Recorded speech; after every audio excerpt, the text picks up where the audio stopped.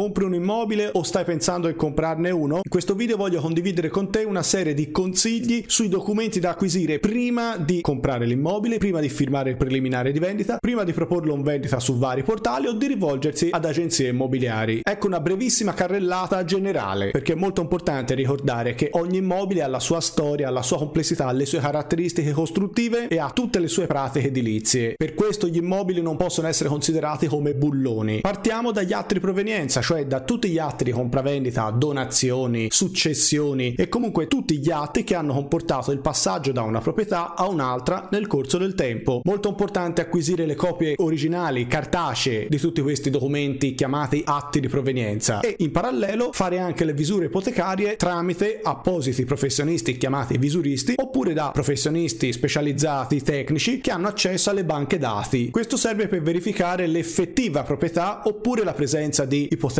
mutui, pignoramenti o quali altri pesi sono presenti sull'immobile. Numero 2. Verificare tutti gli aspetti e documenti catastali a partire dalle visure catastali, planimetrie, estratti di mappa e tutti i passaggi intervenuti nel corso del tempo come frazionamenti, tipi mappali. Questo per ricostruire l'immobile anche da un punto di vista storico-catastale. Pertanto non ti devi limitare a guardare l'ultimo stadio a oggi, tanto per capirsi, ma occorre acquisire anche tutti i passaggi intermedi avvenuti nel corso del tempo, in modo da avere una visione generale e storica di tutti i cambiamenti che ci sono stati nel corso del tempo. Numero 3, importantissima la verifica delle conformità urbanistico-edilizie sotto tutti gli aspetti. Si tratta cioè di acquisire tutte le pratiche edilizie urbanistiche da un punto di vista comunale, per esempio licenze, concessioni, permessi, DIA, SCI, articoli 26, tantissime, sono cambiate moltissime nel corso del tempo. Sempre da un punto di vista di conformità urbanistica-edilizia, occorre verificare quanto sia conforme lo stato dell'immobile, della singola unità immobiliare oggetto di vendita, pensiamo all'appartamento, nei confronti di tutto il fabbricato, perché non è detto che la singola unità sia conforme, ma che sia di conseguenza conforme automaticamente tutto il fabbricato. Pensiamo a fabbricati che, ahimè, sono stati costruiti con 50 cm d'altezza maggiore rispetto al progetto, ed ecco perché voglio consigliare anche lo svolgimento di un rilievo architettonico dell'immobile, perché dal rilievo si leggono una lunga serie di informazioni che ci fanno capire anche le eventuali trasformazioni intervenute nel corso del tempo e ci permette di comparare lo stato attuale dell'immobile con tutta quella melassa di pratiche edilizie che vengono raccolte dalle ricerche che dovranno fare appositi professionisti specializzati.